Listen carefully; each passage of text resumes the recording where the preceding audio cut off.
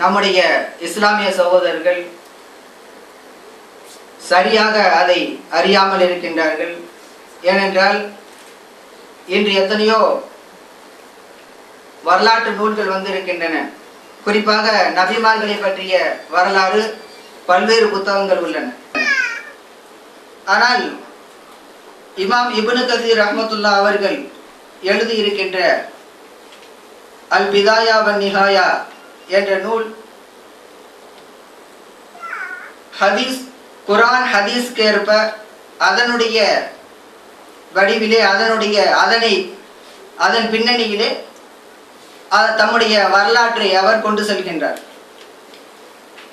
அந்த அடிப்படையிலே குர்ஆன் ஹதீஸுக்கு தோதுவாக தம்முடைய அந்த வரலாற்றை அவர் எழுதியிருக்கின்றார். எனவே இந்த வரலாற்று நூல் மிக ஆதாரபூர்வமானதாக இருக்கின்றது. அவர் ஏற்கனவே தப்சீர் துறையிலே தப்சீர் அவர் எழுதியிருப்பதால் இந்த அல் பிதாயா வன் நிஹாயா என்று சொல்லக்கூடிய இந்த கஸஸுல் அம்பியா என்ற பகுதியிலே பல்வேறு குர்ஆன் வசனங்கள் இடம்பெற்றுள்ளன. அது மட்டுமல்லாமல் ஹதீஸ்கள் ஆங்காங்கே குறிப்பிடப்பட்டுள்ளன.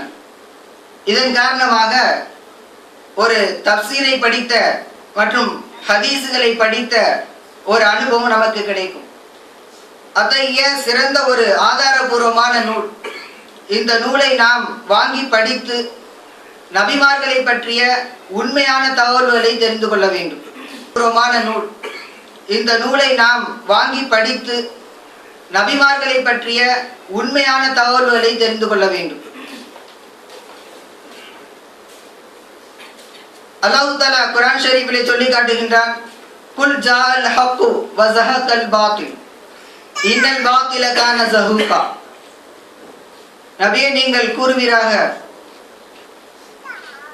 உண்மை வந்துவிட்டது, அசத்தியம் அழிந்து விட்டது என்று அல்லாஹ் தஆலா சொல்கின்றான். அந்த அடிப்படையிலே இன்று மக்கள் மத்தியிலே பரவி இருக்கக்கூடிய எத்தனையோ புத்தகங்கள், அவற்றுக்கு இடையே அவற்றுக்கெல்லாம் முத்தாய்ப்பாக ஒரு நூல் இன்று இதோ வர இருக்கின்றது. இந்த நூல் வந்ததின் காரணமாக நாம் ஏற்கனவே தெரிந்து வைத்துள்ள பல்வேறு கட்டுக்கதைகள் கற்பனைகளை எல்லாம் நாம் விட்டு ஒதுங்கிக் கொள்ளலாம். புதிய ஒரு தகவலை நாம் தெரிந்து கொள்ளலாம். அதற்கு உறுதுணையாக இந்த நூல் அமையும் என்பதில் சந்தேகமில்லை. இந்த ஆயிஷா பதிப்பகத்தின் மூலம் வரலாற்று நூல்களை வெளியிட வேண்டும் என்ற ஆவலில் இந்த அல் பிதாயா வன் நிஹாயா என்ற நூல் தேர்ந்தெடுக்கப்பட்டுள்ளது. இந்த நூல் மிக பெரிய நூலாக இருக்கின்றது. பல்வேறு பாகங்கள், கிட்டத்தட்ட 20 பாகங்களை கொண்டுள்ளது. இவற்றை தமிழாக்கம் செய்து வெளியிடுகின்ற போது நீண்ட காலமாகிவிடும். ஆனால் முதலிலே நபிமார்களை பற்றிய வரலாறை இஸ்லாமிய மக்கள் தெரிந்து கொள்ள வேண்டும் என்ற அடிப்படையில் இந்த நூல் முதலிலே, அதாவது 3 பேர் ஆய்வு செய்து வெளியிட்டுள்ள அந்த நூலை தமிழாக்கம் செய்வதற்காக வேண்டி தேர்ந்தெடுத்துள்ளோம். அந்த நூலை தேர்ந்தெடுத்து நாம் தமிழாக்கம் செய்துள்ளோம். இந்த நூலிலே குர்ஆனில் கூறப்பட்ட 25 நபிமார்கள் உட்பட வேறு சில நபிமார்களையும் இமாம் இப்னு கஸீர் ரஹ்மத்துல்லா அவர்கள் குறிப்பிடுகின்றார்கள். பனி இஸ்ரவேலருக்கு அனுப்பப்பட்ட சில நபிமார்களையும் அவர்கள் அங்கே குறிப்பிடுகின்றார்கள். இப்பொழுது வந்துள்ள இந்த நூலினுள் 6 நபிமார்கள் அடங்கிய வரலாறு காணப்படுகின்றது. அடுத்தடுத்த நபிமார்களை பற்றிய வரலாறு அடுத்த பாகங்களிலே, மேலும் 2 பாகங்களிலே இன்ஷா அல்லாஹ் வெளிவரும். இப்ப இந்த முதல் பாகத்திலே எடுத்துக்கொள்கின்ற போது என்னுடைய பேராசிரியர் முகமது கான் பாக்கவி அவர்களுடைய ஆலோசனைப்படி இந்த புத்தகத்தை அரபியிலிருந்து தமிழாக்கம் செய்கின்ற போது கவனிக்கக்கூடிய பல்வேறு நுட்பங்களை அவர்கள் சொல்லிக் கொடுத்தார்கள். அந்த அடிப்படையிலே நாம் இதை தமிழாக்கம் செய்துள்ளோம். அதாவது அரபியிலிருந்து தமிழாக்கம் செய்கின்ற போது பல்வேறு அரபி வார்த்தைகளை கலந்து செய்யக்கூடிய ஒரு நிலை ஏற்படுகின்றது. ஆனாலும் அந்த அரபி வார்த்தைகளுக்கு தக்க தமிழ் வார்த்தைகளையும் நாம் கண்டுபிடித்து அதற்கான பொருளை நாம் கொடுத்திருக்கின்றோம். எனவே அரபி வார்த்தைகள் அதிகமாக அங்கே காணப்படாது. அப்படிப்பட்ட ஒரு சிறந்த செந்தமிழாக இந்த புத்தகத்தை உருவாக்கியுள்ளோம். எனவே இந்த புத்தகத்தை நீங்கள் படிக்கின்ற போது தமிழாக்கம் செய்யப்பட்டதாக இருக்காது, மாறாக தமிழ் புத்தகத்தை படித்த உணர்வு உங்களுக்கு ஏற்படும். அப்படிப்பட்ட முறையிலே எங்களுடைய ஆசிரியருடைய ஆலோசனைப்படி நாம் அதை செய்துள்ளோம். கண்ணியத்திற்குரிய இஸ்லாமிய பெரியவர்களே, சகோதரர்களே, நாம் இன்று எத்தனையோ இஸ்லாமிய வரலாறுகளை மட்டுமல்லாமல் இஸ்லாமியர்கள் சம்பந்தப்பட்ட எத்தனையோ வரலாறுகளை நாம் மறந்துவிட்டு இருக்கின்றோம். அவற்றையெல்லாம் படிக்காதன் காரணமாக உண்மையான வரலாறு நமக்கு தெரியாமல் போய்விட்டது. காஷ்மீரை பற்றிய வரலாறோ, பலஸ்தீனர்களை பற்றிய வரலாறோ, சுதந்திர போராட்டத்தில் பாடுபட்ட இஸ்லாமியர்களுடைய வரலாறோ நாம் படிப்பதில்லை. அதன் காரணமாக மற்றவர்கள் சொல்லக்கூடிய அதே பெயர்களை நாமும் மீண்டும் மீண்டும் சொல்லக்கூடிய ஒரு நிலை இன்று உருவாகிவிட்டது.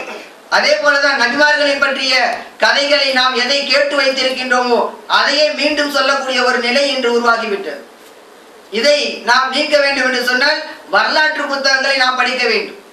பொதுவாக இஸ்லாமியர்கள் எதிலெல்லாம் பங்கு கொண்டிருக்கின்றார்களோ அந்த வரலாறுகளை நாம் படித்தால்தான் நாம் உண்மையான வரலாறுகளை தெரிந்து கொள்ள முடியும். வரலாற்றை எழுதியவர்கள் எல்லாம் இஸ்லாமியர்களுக்கு எதிரான திரிபுகளையும் பல்வேறு கருத்துக்களையும் அதிலே சேர்த்து இணைத்திருக்கின்றார்கள். ஆனால் இஸ்லாமியர்கள் பாடுபட்ட எத்தனையோ உண்மையான விஷயங்கள் மறைக்கப்பட்டுள்ளன என்பது உண்மை. எனவே எத்தனையோ வரலாறுகள் இன்று மறைக்கப்பட்டுள்ளன. வரலாற்றை அறியாத சமுதாயம் முன்னேறியதாக சரித்திரம் இல்லை. எனவே நாம் பல்வேறு வரலாறுகளை தெரிந்து கொள்ள வேண்டும். அது மட்டுமல்லாமல் குறிப்பாக நபிமார்களை பற்றிய வரலாறை நாம் கண்டிப்பாக தெரிந்து கொள்ள வேண்டும். குறிப்பாக அந்த குரானிலே கூறப்பட்ட அந்த 25 நபிமார்களையாவது முழுமையாக தெரிந்து வைத்திருக்க வேண்டும். அப்படி தெரிந்து வைத்திருக்கின்ற போது மற்றவர்கள் கூறுகின்ற அந்த கற்பனை கதைகளை நாம் எதிர்த்து பேச முடியும். எனவே கண்ணியத்திற்குரிய இஸ்லாமிய பெரியவர்களே, ஒரு சிறந்த வரலாற்று நூலை நாம் உருவாக்கி இருக்கின்றோம். அதை மக்கள் மத்தியிலே கொண்டு போய் சேர்ப்பது உங்களுக்கும் அதிலே பொறுப்பு இருக்கின்றது. யாரொருவர் நன்மையை அறிவித்துக் கொடுக்கின்றாரோ அவருக்கு அதை செய்ததை போன்ற நன்மை இருக்கின்றது. அந்த அடிப்படையிலே நீங்கள் இந்த புத்தகத்தை பற்றிய அறிமுகத்தை நீங்கள் மற்றவர்களுக்கு எடுத்து சொல்ல வேண்டும். அப்படி சொல்லுகின்ற போது அந்த நன்மை உங்களுக்கும் கிடைக்கும் என்பதில் சந்தேகம் இல்லை. இப்பொழுது நம்முடைய அழைப்பை ஏற்று இங்கே வருகை தந்துள்ள அனைவரையும் நாம் வரவேற்கின்றோம். இங்கு பார்வையாளர்களாக வந்துள்ள அனைவரையும் நாம் இதயபூர்வமாக வரவேற்கின்றோம். இந்த இனிய நிகழ்ச்சிக்கு தலைமையேற்று தருகின்ற என்னுடைய பேராசிரியர் முகமது கான் ஃபாசில் பாக்கவி அவர்களையும், முன்னிலையாக அமர்ந்துள்ள பி ஜபருல்லா கான் பிஎஸ்சி அவர்களையும், துவக்க உரை நிகழ்த்த இருக்கின்ற ஜே இக்பால் கான் அவர்களையும், வாழ்த்துறை வழங்க இருக்கின்ற தமிழ்நாடு வக்ஃப் வாரிய தலைவர் கவிக்கு அப்துல் ரஹ்மான் அவர்களையும், இன்னும் வாழ்த்துறை வழங்க வருகை தர இருக்கின்ற பேராசிரியர் டாக்டர் எம்எச் ஜவாஹிருல்லா அவர்களையும், நூல் வெளியீடு செய்ய இருக்கின்ற டாக்டர் நிசார் அஹமது சாஹிப் அவர்களையும், முதல் பிரதி பெற இருக்கின்ற எல்கே சையத் அஹ்மத் அவர்களையும், நூல் அறிமுகம் செய்து உரையாற்ற இருக்கின்ற doctor P S Syed Masood Jamali அவர்களையும், வாழ்த்துறை வழங்க வருகை தர இருக்கின்ற மௌலவி காஞ்சி அப்துல் ரவுஃப் பாக்கவி அவர்களையும், வாழ்த்துறை வழங்க வருகை தர இருக்கின்ற பேராசிரியர் டாக்டர் அப்துல்லா அவர்களையும், நன்றியுரை நவில இருக்கின்ற சாதிக் பாஷா அவர்களையும் இதயபூர்வமாக வருக வருக என வரவேற்பதில் மிக்க மகிழ்ச்சி அடைகின்றோம். மேலும் வாழ்த்துறை வழங்கியிருக்கின்ற மதிப்புரை எங்களுக்கு செய்து கொடுத்த முகமது இல்யாஸ் ஃபாசில் பாக்கவி அவர்களையும் வருக வருக என வரவேற்றுக் கொள்வதில் மிக்க மகிழ்ச்சி அடைகின்றோம். இறுதி வரை இருந்து இந்த நிகழ்ச்சியில் பங்கு கொண்டு எல்லா அறிஞர்களுடைய உரைகளையும் கேட்டு பயன்பெறுமாறு அன்புடன் கேட்டுக்கொள்கின்றோம். வாஹ்தாவானா அல்ஹம்துலில்லாஹி ரப்பில் ஆலமீன். அஸ்ஸலாமு அலைக்கும் வரஹ்மத்துல்லாஹி வபரகாத்துஹு.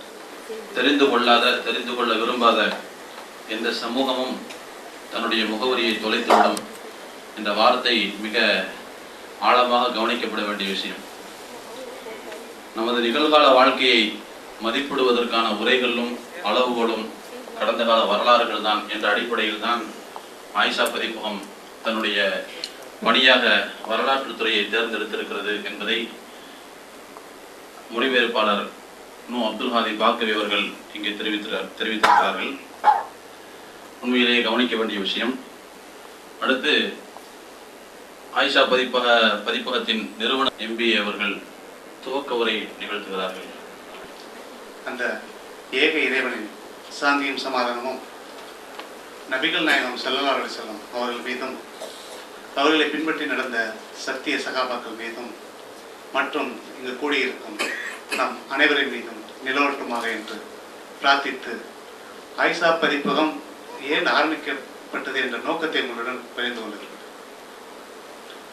நபிகள் நாயகம் ஸல்லல்லாஹு அலைஹி வஸல்லம் அவர்கள் கூறினார்கள், ஒரு மனிதன் இறந்துவிட்ட பிறகு அவனுடைய எல்லா செயல்களும் இவ்வுலகத்தை விட்டு துண்டிக்கப்பட்டுவிடும். மூன்றை தவிர: ஒன்று, சதகத்துன் ஜாரியா; இரண்டு, பயனுள்ள கல்வி; மூன்று, அவனுக்காக துஆ செய்யும் அவனுடைய குழந்தைகள். இதுல ஜதகத்துன் ஜாரியா நமக்கு வேணும் என்கிறது ஒரே நோக்கத்துக்காகத்தான் நாங்கள் இந்த ஆயிஷா பதிப்பகத்தை நாங்கள் தொடங்கியிருக்கோம். ரஹ்மத் பதிப்பகம் அவங்க புகாரி, முஸ்லிம் போன்ற ஹதீஸ் கிரந்தங்களை வெளியிட்டு இருக்காங்க. அவங்களோட எங்களுக்கு ஒரு 10 ஆண்டுகளாக எங்களுக்கு தொடர்பு இருந்து கொண்டிருக்கு.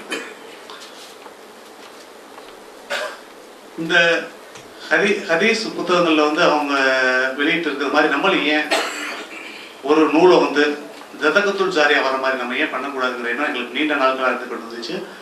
அதை புகாரி சகோதரர் புகாரி ரஹ்மத் பதிப்பகத்தில் பணிபுரியக்கூடிய புகாரி, திண்ணைத்தோழர்கள் பதிப்பகத்தை சேர்ந்த சகோதரர் சிகாபுதீன் மற்றும் சாஜிதா பதிப்பகத்தை சேர்ந்த சகோதரர் அவர்கள் கூட நாங்கள் கலந்து ஆலோசிக்கும் போது அவங்கள்ட்ட நாங்கள் சொன்னோம், இந்த எங்களுக்கு